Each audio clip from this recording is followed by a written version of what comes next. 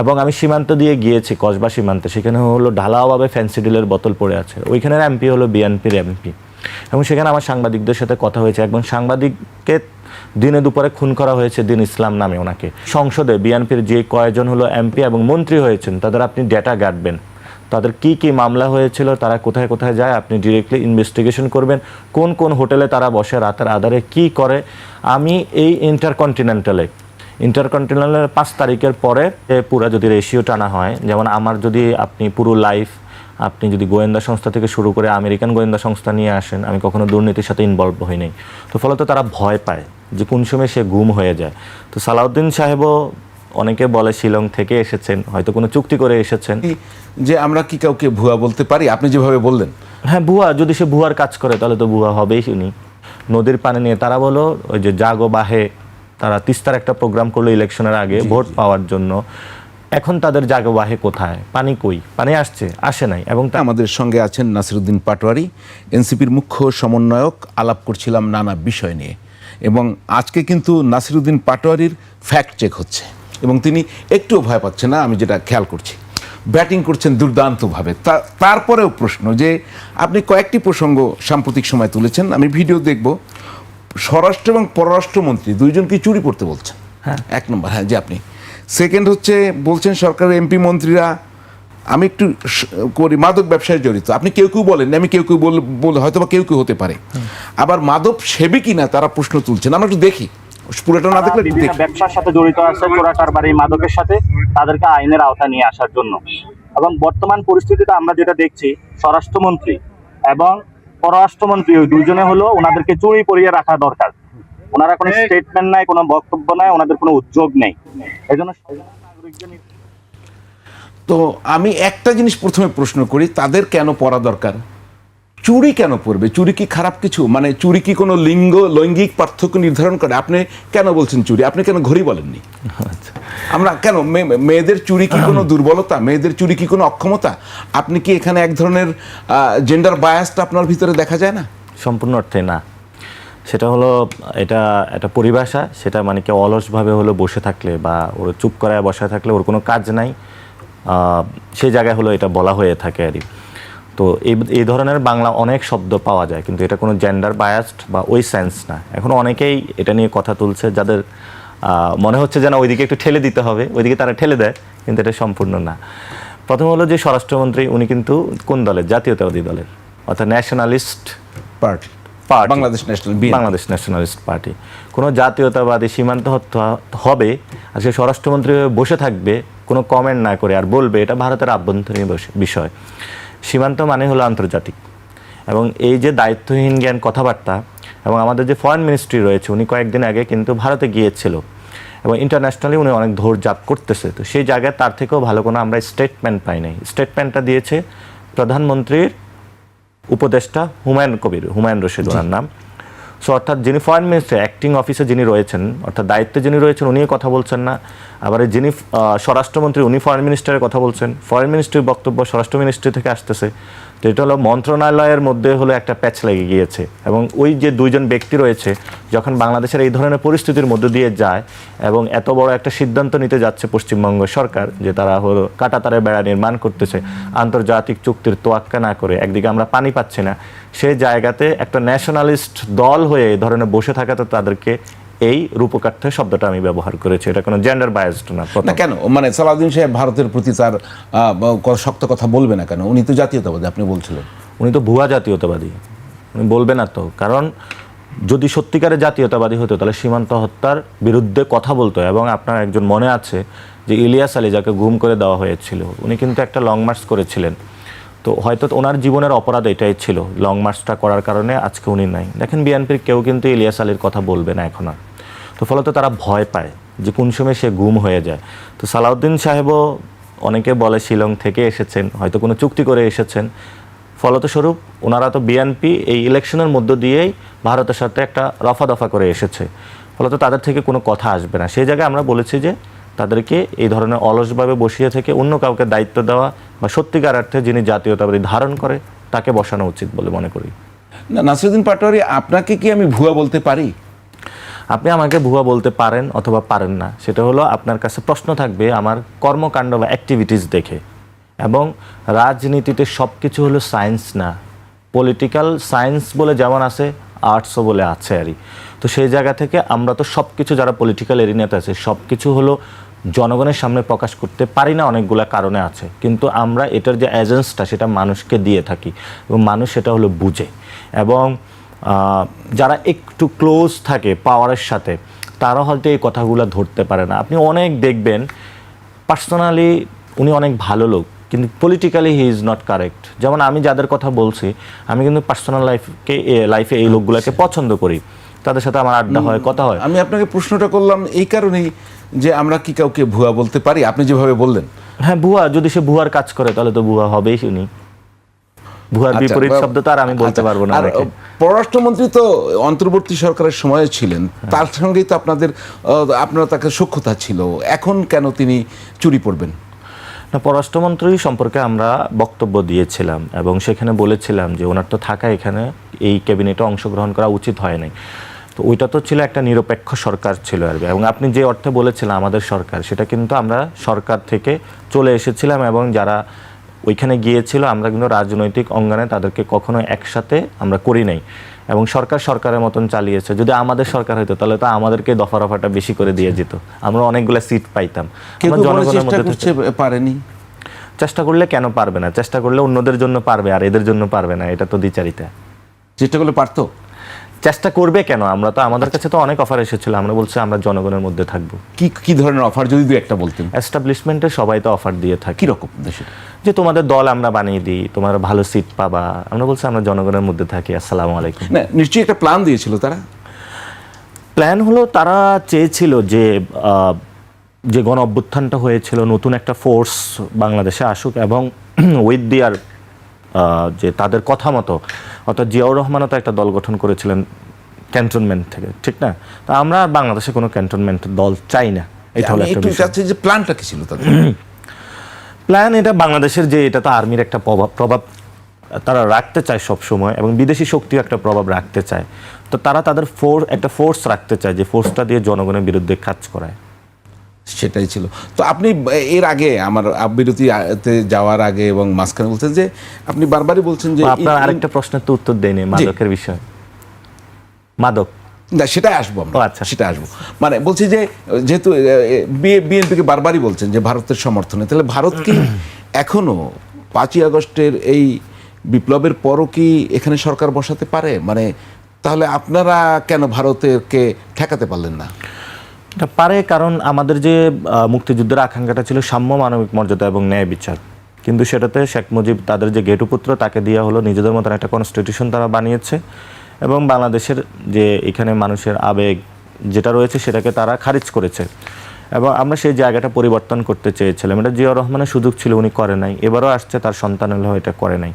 তো যখন আপনি ইন্ডিয়ান যে বয়ানগুলা যায় তারা এখানে মানুষের উপর অত্যাচার চালাতে, আপনিও সেটার মধ্যে থাকতেছেন এবং সেটাকে সাবস্ক্রাইব করতেছেন এবং সেটার কোনো পরিবর্তন চাচ্ছেন না, তাহলে তো আপনি ওই রাজনীতির অংশীজন হচ্ছেন। যখন পরিবর্তন হলো ওই বয়ান থেকে বের হয়ে বাংলাদেশের মুক্তিযুদ্ধের যে রিয়েল যে আকাঙ্ক্ষা, সাম্য, মানবিক মর্যাদা এবং ন্যায় বিচার, আপনি সেটাতে যাচ্ছেন না। ইন্ডিয়ান যে প্ল্যান্ট শেখ মুজিব, তার মাধ্যমে যে জায়গাটা করতেছেন আপনি, তখন তো সেই অংশ এবং প্ল্যানের সাথে আপনি যাচ্ছেন। তো সেখানে আমরা রাজনীতির ক্ষেত্রে দেখেছি তারা ইন্ডিয়ান প্ল্যানের অংশ হিসাবে কাজ করতেছে। বাংলাদেশের জনগণের যে মুক্তির আকাঙ্ক্ষা, ওই জায়গায় তারা কাজ করছে না। ভারত বিএনপিকে তো আমরা একটি ভারতের এই যে সীমান্তে আগ্রাসন, সীমান্ত হত্যা সবসময় দেখছি একটা বিরোধী অবস্থানে। তো আমিও মনে করতাম এখানে কোথায়, এখানে কি আপনি কাউকে দেখেন যে বিএনপির ভিতরে ভারতপন্থী কোনো লোক আছে? অবশ্যই আছে। কিভাবে, কারা আছে? মানে এটা হলো মানুষের বক্তব্য, অ্যাক্টিভিটিস এবং রাজনৈতিক অবস্থানের কারণে। আমি কাউকে পার্সোনালি জাজ করব না, সে কি পাকিস্তানে ভ্রমণ করে আসছে নাকি ইন্ডিয়া ভ্রমণ করে আসছে। ইন্ডিয়া আমরা যাইতে পারি, নো প্রবলেম। ইন্ডিয়া তো অন্য দেশে যদি আমরা চায়না যাইতে পারি, আমেরিকা যাইতে পারি, ইন্ডিয়া কেন যাইতে পারবো না? ইন্ডিয়ার জনগণের সাথে তো আমাদের কোনো খারাপ সম্পর্ক নাই, কিন্তু তার রাজনৈতিক যে বক্তব্য দিচ্ছে সেই বক্তব্যের অবশ্যই আমাদের ক্রিটিক থাকবে, এবং তার রাজনৈতিক যেই বক্তব্য তারা উপনীত হয়েছে সেটা বাংলাদেশের যে আকাঙ্ক্ষা সেটার সাথে যাচ্ছে না, তখন তো আমরা তাদের সেই বয়ানের সাথে যারা সাবস্ক্রাইব করে এবং তাদের সেই রাজনীতি যারা টিকিয়ে রাখতে চায় সেটা আপনি দেখেন। এই পর্যন্ত যে জায়গাটা হলো সীমান্ত হত্যা হয়েছে, নদীর পানি নিয়ে তারা বলো ওই যে জাগো বাহে, তারা তিস্তার একটা প্রোগ্রাম করলো ইলেকশনের আগে ভোট পাওয়ার জন্য। এখন তাদের জাগোবাহে কোথায়? পানি কই? পানি আসে নাই, এবং তারা স্পষ্ট কোনো বার্তাও তারা দিতে পারে না। তারা একটু বিড়ালের মতন ম্যাও ম্যাও করে কথা বলে, বাঘের মতন যে গর্জন করবে।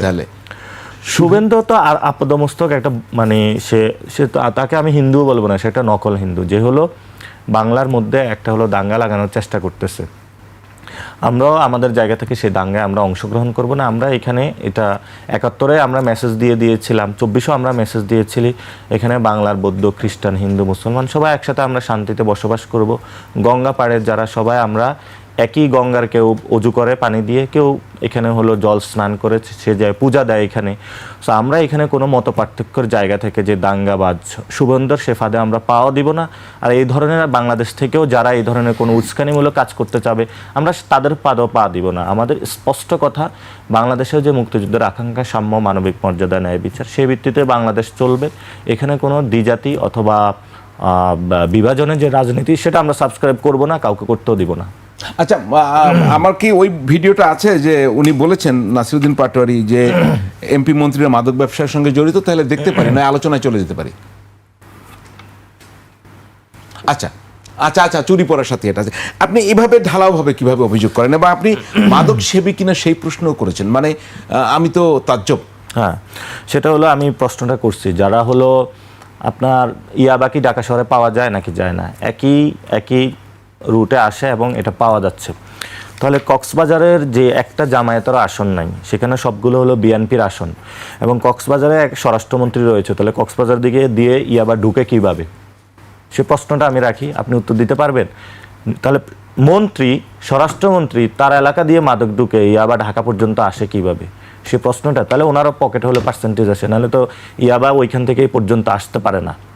এটা একটা। সেকেন্ড বিষয় হলো, আপনি এই যে তারেক রহমান যেখানে জয়ী হয়েছিল, আপনি ওই গুলশান যে জায়গাটা, ওই জায়গায় ঘুরে দেখেন। এবং আমি সীমান্ত দিয়ে গিয়েছি, কসবা সীমান্তে, সেখানে হলো ঢালাওভাবে ফ্যান্সিডিলের বোতল পড়ে আছে। ওইখানের এমপি হলো বিএনপির এমপি, এবং সেখানে আমার সাংবাদিকদের সাথে কথা হয়েছে। একজন সাংবাদিককে দিনে দুপুরে খুন করা হয়েছে দিন ইসলাম নামে, ওনাকে শুধু মাদকের বিরুদ্ধে কথা বলা নামে। আমি সীমান্তবাসীর সাথে কথা বলেছি যে সরকারি তো এলো এখানে অ্যালাউ করে মাদক সেবীদের জন্য, মাদকের আড্ডা দেওয়ার জন্য সব কিছু। তারপরে ঢাকা শহরের অনেকগুলো লিগ্যাল বার রয়েছে, কিন্তু ইলিগাল বারগুলো কারা চালায় আপনি তাদের আইডেন্টিফিকেশনের জায়গা খুঁজে পাবেন। অনেক এমপি এবং মন্ত্রী হলো জড়িত, তারা এখানে এই কাজগুলো করে থাকে। তো আমাদের গাঁজা ব্যবসা থেকে শুরু করে ইয়াবা ব্যবসা, ফেন্সিডিল ব্যবসা, যত অবৈধ ব্যবসা, হুন্ডি ব্যবসা, সব কিছু অবৈধ, এই যারা প্রশাসনের সাথে জড়িত তারাই আছে। আপনার এই যে আসলাম চৌধুরী নামে একজন ঋণ খেলাপি আছে। তারপরে হলো আপনার এই সংসদে বিএনপির যে কয়েকজন হলো এমপি এবং মন্ত্রী হয়েছেন, তাদের আপনি ডেটা ঘাটবেন, তাদের কি কি মামলা হয়েছিল, তারা কোথায় কোথায় যায়, আপনি ডিরেক্টলি ইনভেস্টিগেশন করবেন, কোন কোন হোটেলে তারা বসে রাতের আধারে কি করে। আমি এই ইন্টারকন্টিনেন্টালের 5 তারিখের পরে 6 তারিখ বা 7 তারিখের এখানে এসেছি। আমি ইন্টারকন্টিনেন্টালের পিছনে গিয়ে আমরা একটা সংবাদ সম্মেলন করতে চেয়েছিলাম আমরা ওই সময়ের পরিস্থিতি নিয়ে। সেখানে হচ্ছে মেয়েদের নিয়ে মদের আড্ডা বসে ইয়াবা ফেন্সিল নিয়ে আমি অনেক বিএনপি নেতাকে ওইখানে দেখেছিলাম। আপনি এখন টকশো এগুলো প্রমাণ করতে পারবেন? আমি শুধু প্রমাণ না, আপনি এখনই যান, আপনার ঢাকা শহর না পুরো বাংলাদেশে অবৈধ যে দেহ ব্যবসা থেকে শুরু করে যে হোটেলগুলোর ওনার কারা, সেখানে আপনি নিয়ে খোঁজ করে দেখেন। আপনি যদি খোঁজ না পান তাহলে আপনি আমাকে প্রশ্নটা করবেন। আপনি কি দায়িত্ব নিয়ে বলছেন? হ্যাঁ, দায়িত্ব নিয়ে আমি বলছি, কারণ আমরা তো এই সেক্টরগুলো দেখেছি। আমরা তো গত যে ইউনুস সরকার ছিল ওই সময় তো আমরা রাষ্ট্রের সাথে অনেক জায়গায় আন্দোলনগুলো দমাতে গিয়ে দেখেছিলাম যে কারা এগুলার ওনার। এখন হয়তো আমরা প্রশাসনের সাথে কাজ করি, আমাদের কাছে অনেক কেসগুলো এসেছিল, তারা আমাদের কাছে অনেক অফার করেছিল, কিন্তু পরে শুনেছি যে তোমরা তো কাজ করো নাই, ঠিকই কিন্তু বিএনপির ওই এমপির সাথে বসে আমি কিন্তু এটা দফা করে ফেলেছি। তো আমরা তো স্টেটটা জানি, এখানে তো আমাদেরকে এমন করতে হবে না যে আমরা কিছু জানি না। আমরা স্টেটের অনেক ক্লোজলি অংশে দেখেছিলাম, যদিও এটা আমরা সিনিয়র সিটিজেনদের কাছে দিয়েছিলাম, কিন্তু আমরা স্টেটের কোথায় কি চলে সবকিছু ক্লোজলি দেখার সুযোগ আপনি হয়েছিল। ক্লোজলি দেখেন এবং অথেন্টিকেটেডলি বলেন, দায়িত্ব নিয়ে বলেন। আজকে একটা প্রশ্নের জবাব চাই। এই আসিফ নজরুল স্যারের যখন যিনি অন্তর্বর্তী করে উপদেষ্টা ছিলেন, জি। যে ছাগল চুরির ঘটনা ঘটেছিল, জি। আপনার নামও চলে এসেছে তার সাথে। আসলে ঘটনাটা যদি সম্পর্কে মানে ওটা খেয়েছিলেন, মানে কিভাবে চুরি করেছিলেন? কোথায় এসেছিল? পত্রিকায়। কোন পত্রিকায়? আমি নাম ঠিক বলতে পারবো না। এই যে বলতে পারবেন মানে হলো আসলে আপনি ঘটনাটা কি? সাংবাদিক হয়ে কোথায় এসেছিল উইদাউট ইনফরমেশন বলতেছেন। না, একটা পত্রিকায় এসেছিল, আমি দেখছি। এটা আসছিল হলো আপনার বক্তব্য ছিল সেখানে। এটা বাংলা আউটলুকে এসেছিল। বাংলা আউটলুক, জি, জি, বাংলা বাংলা আউটলুকে এসেছিল। এটা করেছিল মুক্তাদির রশিদ ভাই। তো কয়েকদিন আগে হলো ওনার সাথে আমি এক জায়গায় খাচ্ছিলাম, আড্ডা দিচ্ছিলাম। তো বললাম যে ভাই আপনি এটা কেন করলেন? একটু ইন্টারেস্টিং মনে হয়েছে, কিছু ইন্টারেস্টিং ঘটাতে পারলে সাধারণত সাংবাদিকদের কোনো বিষয় হলো সামনে চলে আসে। প্রথম হলো আসিফ নজরুল স্যার হলো বিপ্লবের সাথে বড় একটা গাদ্দারি করেছিলেন। ফলত ওনার কি ছাগল খাওয়া জায়েজ না জায়েজ না সেই প্রশ্নটা আপনার কাছেই। তবে আমি এটার সাথে জড়িত ছিলাম না, তবে ছাগল খাওয়া হয়েছে এটা সত্য। এবং হলো অনেকের আরও ফলমূলও খাওয়া হয়েছে এটা সত্য। এটা হলো প্রতিবেশী থাকলে এক একজনের আড্ডা গল্পে অনেক কিছু হয়, কিন্তু এটা আমি এটাতে জড়িত ছিলাম না। এবং তবে ছাগল জবাই করা হয়েছে, খাওয়া হয়েছে, স্যারকে আরেকটা ছাগল কিনে দেওয়া হয়েছিল, এটা আমি ঘটনা জানি এবং কিভাবে হয়েছিল সেটাও জানি। এটা তাদের আভ্যন্তরীণ স্যার বিষয়। কি খুব কষ্ট পেয়েছিলেন ছাগল চুরিতে? স্যার তো একটু সব কিছুতেই কষ্ট পায়, হয়তো বা বিএনপি যদি 300 সিট পায় না এই জন্য স্যার মনে হয় আর একটু বেশি কষ্ট পেয়েছে, অথবা মানে আরও কি বলবো ওনার সম্পর্কে, হয়তো বাংলাদেশে উনি সংস্কারের বিষয়টা, সংস্কার একটা কমিশন গঠন হয়েছে ওইটাতে উনি কষ্ট পেয়েছে, উনি অনেক কিছুতেই কষ্ট পায়। এবং উনি হয়তো প্রধান উপদেষ্টা হতে পারে নাই, এটাতে উনি কষ্ট পেয়েছে। তো ওনার কষ্টের আসলে শেষ নাই। কিছু মানুষ আসলে জীবন ভরে হলো তাদের হলো কষ্ট, তো এই কষ্টের তাদের কোনো লাঘব হবে না আরই। তো যারা বাংলাদেশের মানুষের পক্ষে থাকবে, আপনার মতন হাসি মুখে থাকবে, আমাদের মতো, আমাদের কোনো আসলে কষ্ট নাই। যে সেই জামাতের সাথে আপনাদের এখন গাঁটছাড়, আপনারা সংসদে গিয়েছেন, নারী আসনও ভাগ নিয়েছেন, এবং কেউ কেউ প্রশ্ন তুলছেন যে এনসিপি কি জামাত হয়ে যাচ্ছে, এটা পত্রিকায় রিপোর্ট এসেছে। তার আগে আপনাকে বলি, আপনি তো মাদ্রাসার স্টুডেন্ট ছিলেন, সেখান থেকে আপনি আবার ইউনিভার্সিটিতে পড়াশোনা করেছেন, এবং সেটি কমার্সের মতো, মানে মার্কেটিং বোধহয়, এটা একটা কঠিন সাবজেক্টে। এরপরে আপনি এনসিপি করার আগে আপনি এবি পার্টিতে ছিলেন। শিবির করলেন কখন? আপনি শিবির আমি মাদ্রাসা পড়াকালীন ইন্টার লাইফে করেছি। ফার্স্ট বয় ছিলাম, শিবিরের দাওয়াত এসেছে, ওইখানে আমি ছাত্র দলও দেখি নাই, তৎকালীন সময় ছাত্র লীগও দেখি নাই, কেউ যায় না আর তারা একটু অ্যাডভান্স সব জায়গায় দাওয়াতটা নিয়ে যায়। আপনি তো সাথী ছিলেন শিবিরের। হ্যাঁ, সাথে ছিলাম। সাথীর তো শপথ নিতে হয়। শপথ নিয়েছিলাম। কি শপথ নিয়েছিলেন? আপনাকে কে শপথ পড়িয়েছে? এটা মেবি এখন নারায়ণগঞ্জে যিনি মেয়র ক্যান্ডিডেট হবে, আব্দুল জব্বার ভাই। তো আমাদের ওইটা আসলে আমাদের ব্যক্তি জীবনের সাথে সাংঘর্ষিক না। ওনারা যে শপথটা, এটা হলো মানে সবকিছু ইসলামের পক্ষে বা ইসলামের নীতিতে চলা, সেই জায়গাটায় তারা দিয়ে থাকে। এরকম কোনো গোপন শপথ না কমিউনিস্টদের মতন, যে শপথের ওই কারণে। শপথের পর তো আমি তাদের সাংগঠনিক প্রক্রিয়া জানি, আরেকটু অ্যাডভান্স হলে তো আপনি সদস্য হতেন। আমি সদস্য প্রার্থীও ছিলাম। সদস্য প্রার্থীও ছিলেন, মানে এটা তো ছাত্র শিবিরের হাইয়েস্ট ক্যাডার সদস্য। হ্যাঁ, বলতে পারেন। হ্যাঁ, তো সেটা হলেন না কেন? হয় না, আমার কাছে মনে হয়েছে যে আমরা রাজনীতিটা করব, সে জায়গায় এখানে লোকায়ত ইসলামের একটা বিষয় আছে, অর্থাৎ জীবন মান ধারণ করে বাংলার মানুষের ইসলামের সেই জায়গাটা আরও কোঅপ্ট করা প্রয়োজন। এবং আমার মনে হয়েছে আন্দোলন সংগ্রাম সব কিছু নিয়ে শুধু একটা সেকশন না, এখানে তো মুসলমানরা নিপীড়িত বঞ্চিত হচ্ছে, এখানে কিন্তু হিন্দুরা নিপীড়িত বঞ্চিত হচ্ছে, সবাই হচ্ছে। তো আমার তো আসলে যখন আমি স্টেটসম্যান হতে চাবো বা বাংলাদেশ যখন আমি বলবো, সেখানে সবার বিষয়টা চলে আসে। তো আমার এটা ব্রডার হয়েছে, আমি ব্রডার করেছি এবং সবার পক্ষে লড়াই যোগ দিয়েছি। আপনি তো একবার বলেছেন জামাত বাংলাদেশের 90% ভাগ মুসলমানকে 10 ভাগে নামিয়ে আসছে, এটা কিভাবে? এটা হলো আমাদের মানে যখন আপনি কোনো ইসলামিক নামে পলিটিক্যাল পার্টি গঠন করেন এবং আপনি এটার প্রতিনিধি করেন, সেই প্রতিনিধিত্বের জায়গা থেকে অন্যদের কিন্তু খারিজ করে দেওয়া হয়। অর্থাৎ আপনি যখন বলতেছেন যে জামায়াতে ইসলামী, অর্থাৎ বাকিরা কি তা হলে না, তারা কি ইসলামের মধ্যে নাই? অবশ্যই আছে আরই। তো সেই জায়গা থেকে আমি মনে করি যে এটা ওয়াইডার করা উচিত, এবং আমি এখনও মনে করি যে জামায়াতে ইসলামী যদি রাজনীতি করতে চায় সকলকে নিয়ে করা উচিত। অর্থাৎ এখানে হিন্দু, খ্রিস্টান, বৌদ্ধ এবং সকল মুসলমানদের সম্মান দেওয়া উচিত। এবং এখানে একটা বিষয় আছে, এটা সেই দেওবন্দি দ্বারা থেকে শুরু করে তাদের সাথেও তাদের একটা প্রবলেম রয়েছে। তো আমি তো কমি মাদ্রাসা আবার পড়াশোনা করেছি, তো আবার সেখানে হেফাজতের বিরুদ্ধে অবস্থানও নিয়েছেন, আপনার বিরুদ্ধে তো হেফাজতের মিছিলও করেছেন। আমি হেফাজতের বিরুদ্ধে অবস্থান নেই, সেখানে আমার একটা বক্তব্যকে কেন্দ্র করে একজনকে হয়েছিল। তো হেফাজতের বিরুদ্ধে কখনোই আমি অবস্থান নিইনি। হেফাজতের কিছু কিছু বিষয় আছে, সেটা নিয়ে আমার ক্রিটিক আছে। তাদেরও হলো কোনো দলের সাথে এইভাবে ডিরেক্টলি ঢুকে 2-3টা আসনের জন্য না গিয়ে ডিরেক্টলি রাজনীতি করা উচিত।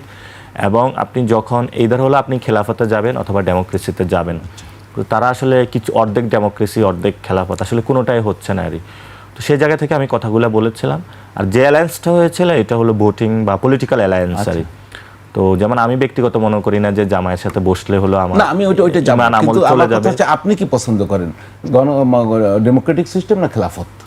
আমি অবশ্যই গণতন্ত্রকে শ্রদ্ধা করি, বুকে ধারণ করি, এবং আমি মনে করি যে গণতন্ত্রই হলো বাংলাদেশের ভবিষ্যৎ। গণতন্ত্র ছাড়া যদি বাংলাদেশের এখানে অন্য কোনো কিছু হয়, তাহলে সাউথ এশিয়াতে বাংলাদেশের ডিস্টেবিলিটি হবে, এবং বাংলাদেশের সবাইকে নিয়ে যে স্টেটটা বর্তমানে আছে, এই স্টেটটা একটা সংকটের মুহূর্তে পড়বে। তাহলে সেই ধরেন তো অবশ্যই ডেমোক্রেসি এমন গণতন্ত্র হতে হবে যে গণতন্ত্রে এখানে যে ইসলামী মূল্যবোধ সেটাকে অবশ্যই হলো ধারণ করতে হবে। আপনি এখানের যে মানুষের যে আবেগ অনুভূতি, তাদের প্রতিদিন 5 ওয়াক্ত যে নামাজ, এগুলোর বিরুদ্ধে দাঁড়িয়ে সেই গণতন্ত্র এখানে কায়েম করলে হবে না। তো সেই জামাতের সঙ্গে থেকে, মানে কেউ বলেন জামায়াতের কোলে উঠে, কেউ বলেন জামায়াতে বিলীন হয়ে কি আপনারা গণতন্ত্র প্রতিষ্ঠা করতে চান কিনা, মানে আসলে পদ্ধতিটা কি? কেউ কেউ বলছে জামায়াতের পেটে ঢুকে গেছে। না, আমরা তো শুরুর যাত্রাটা এককই করেছিলাম, পরবর্তীতে ইলেকশনের সময় আসলে বাইনারি হয়ে যায়। তো এখানে আমাদের মূল এজেন্ডা বা প্রিন্সিপালের জায়গা ছিল যারা সংস্কারের পক্ষে কাজ করবে বা কমিটমেন্টটা দিবে, তারা যেহেতু কমিটমেন্ট দিয়েছিল এবং তারা স্টিল মাঠে এটা নিয়ে কিন্তু আমরা একসাথে সমাবেশ করতেছি, সেই জায়গা থেকে কিন্তু জোটটা হয়েছে। বিএনপি সংস্কারটা চায় না, হয়তো বা বিএনপি সংস্কার চাইলে বিএনপির সাথে আমাদের জোটটা হতো। ফলত এখানে জামায়াতের যে আদর্শিক অবস্থান অথবা যেটা, সেই জায়গা থেকে আমরা কিন্তু জোটটা করিনি। আমাদের একটা মধ্যপন্থী দল আমরা, এবং আমরা বিশ্বাস করি ডান বাম এখানে মূল রৈখিক বিষয় না, এখানে মূল রেখার বিষয়টা হলো আমাদের হলো গণতান্ত্রিক সংগ্রাম এবং অর্থনৈতিক সংগ্রাম। আমরা এটাকে বিচার করেছি। আমরা মনে করেছি সংস্কার হলে বাংলাদেশের গণতন্ত্র ঠিক হবে, এভাবে হলো ভোট ডাকাতি হবে না। গণতন্ত্র এস্টাবলিশ হলে এখানে মানুষের যে অর্থনৈতিক সংগ্রাম আছে সেই জায়গাটা আমরা গুছিয়ে আসতে পারবো। জামায়াত 71-এ কি ভণ্ডামি করেছে? আমি ক্লিপটা দেখলাম না, সময় নেই, আপনাকে আলোচনার না, জামায়াত আমি এটা বলি না, আমি বলছি সংস্কারের বিষয়ে তারা যে বিষয়। কারণ আমরা যখন ওই ইলেকশনের আগেই সাইন করতে গিয়েছিলাম জুলাই, সরি, জামায়াত 71-এ উল্টা পাল্টা কাজ করেছে আপনি বলছেন। ভিডিওটা কি দেখবো? দরকার আছে? আপনি দেখাতেও পারেন না, দরকার নেই, আপনি উল্টা পাল্টা কি করেছিল? জামায়াতের ওই সময় বাংলাদেশে যখন সকল মানুষ একটা জায়গায় স্বাধীনতার জন্য জীবন প্রাণ দিয়ে হলো যুদ্ধ করতেছিল, তাদের রাজনৈতিকভাবে তারা সেই সংগ্রামে অংশগ্রহণ করা উচিত ছিল। এটা জামায়াতের লিডাররা বলে, তাদের সেটা অনেকে রাজনৈতিক ভুলও হতে পারে, তাদের সঠিকও হতে পারে, কিন্তু মুক্তিযুদ্ধের যে আকাঙ্ক্ষা, সাম্য, মানবিক মর্যাদা, অর্থাৎ সবাই যে যুদ্ধে নেমে গিয়েছিল, তারা তো সেটাতে অংশগ্রহণ ডিরেক্টলি করে নাই। সেই জায়গা থেকে আমি মনে করি তাদের এটা রাজনৈতিক একটা উল্টাপাল্টা কাজ ছিল। তারা এখন কি লাইন মতো চলে এসছে? আমরা যতটুকু তাদের সাথে মিশছি, আমি মনে করি তারা বাংলাদেশের সার্বভৌমত্বে বিশ্বাস করে, এবং যদি আমাদের সাথে গেরুয়া পতাকা অথবা ইন্ডিয়ান অ্যাগ্রেশন এখানে শক্তিশালী আকারে আসে, জাতীয়তাবাদী শক্তির চেয়ে জামাত ইসলাম হলো অগ্রগামী হয়ে বেশি যাবে, এটা মনে হয় আমার। কারণ তাদের মধ্যে দেশপ্রেম রয়েছে ধর্মীয় জায়গা থেকে, এবং তাদের সেটা তারা কারেকশনের জায়গায় এসেছে। অনেকে বলে, অনেকাংশ লিডার, যে জামায়াতের 71 সালে যদি তারা যুদ্ধে নামতে এটা তাদের জন্য ভালো হতো, এবং সেই জায়গাটাতে তারা কারেকশনের জায়গায় আছে।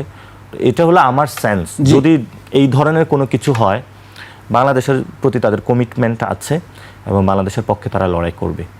তো মানে বিএনপির সঙ্গে যদি আপনাদের জোট হওয়ার তো কথা ছিল, হতে পারতো কি যদি বেশি সিট পেত? যদি এটার সিট ইস্যু না, এটা হলো সংস্কারের ইস্যুটা।